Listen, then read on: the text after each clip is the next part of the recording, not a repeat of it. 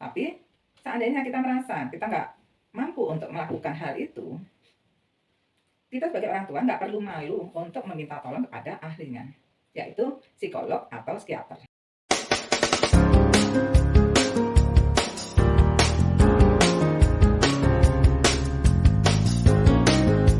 Assalamualaikum warahmatullahi wabarakatuh. Hampir setiap hari kita dengarkan berita tentang pembulian. Mungkin bagi pembulinya itu sendiri, mereka maksud untuk bercanda ataupun untuk sesuatu yang membuat mereka gembira kali ya. Tapi bagi korbannya ternyata dampaknya kadang-kadang sangat serius. Lalu gimana kita menyikapinya? Inilah Duniaku di Sekitarmu episode 23. Memang ejek mengejek baik lewat ucapan, tulisan, sikap atau perbuatan memang bukan hal yang baru. Tapi hal itu atau yang mungkin saat ini dikenal sebagai pembulian, kondisinya memang sudah sangat mengkhawatirkan. Gak jarang korban pembulian merasakan dampak yang tidak hanya saat itu mereka rasakan, tapi bisa terjadi bertahun-tahun. Nah, seandainya hal itu terjadi di lingkungan terdekat kita, misalnya terjadi pada anak kita, bagaimana nih kita sebagai orang tua menyikapinya?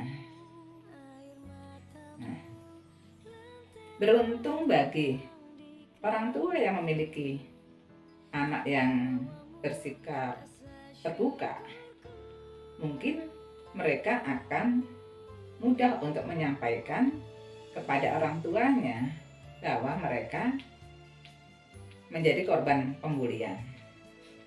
Tapi gak jarang juga mereka yang tadinya terbuka mendadak menjadi tertutup setelah menjadi korban pembulian. Kadang-kadang juga kita mungkin baru mengetahui kalau anak kita menjadi korban bully mungkin setelah tahunan. Nah, lalu gimana nih kita harus menyikapinya? Pertama nih ya, kita sendiri sebagai orang tua harus menyiapkan mental supaya satu, kita tidak termakan emosi, baik kecewa, sedih, atau bahkan marah setelah kita mendengar cerita dari anak kita.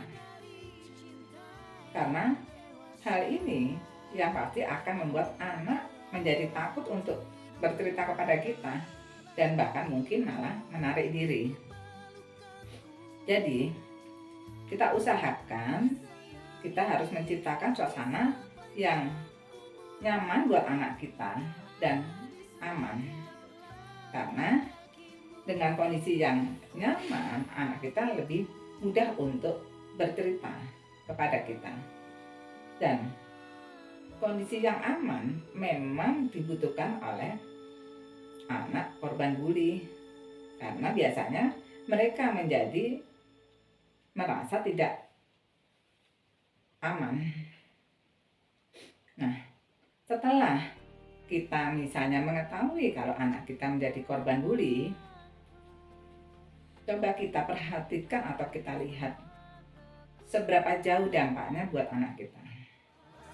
Seandainya kita merasa masih mungkin kita tangani sendiri, nggak apa-apa, kita coba untuk membantu mereka menyelesaikan masalah yang mungkin mereka hadapi.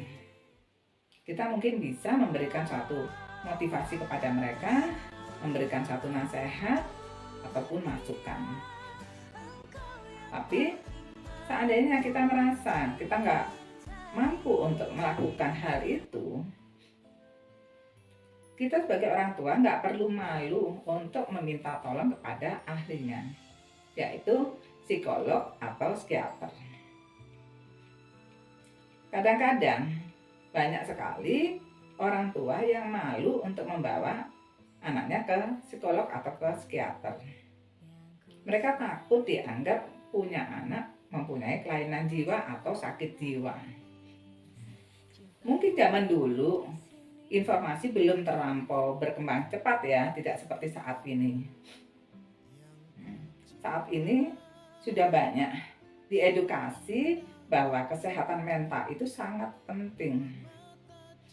Nah, masalah kesehatan mental ini pun tidak saja diperlukan bagi anak-anak. Kita sendiri yang orang dewasa juga sangat perlu untuk menjaga kesehatan mental kita.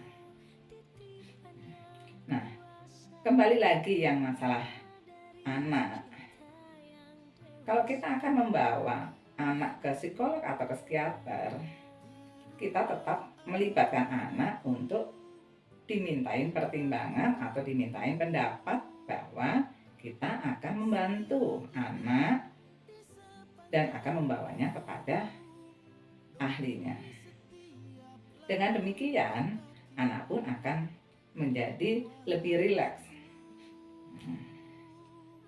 Anak yang menjadi korban bully memang harus segera mendapat bantuan. Karena bagaimanapun juga, kita sebagai orang tua ingin membebaskan anak-anak dari trauma masa lalunya, sehingga mereka akan bisa menyongsong masa depannya dengan lebih gemilang. Nah, kalau kita memang sudah sadar bahwa ternyata kesehatan mental itu amat penting, jadi ayo kita sama-sama menjaga kesehatan mental baik kita, anak kita, atau siapapun juga yang berada di lingkungan kita. Jadi jangan juga kita melakukan hal yang tidak baik ya. Oke teman-teman, sampai jumpa. Wassalamualaikum warahmatullahi wabarakatuh.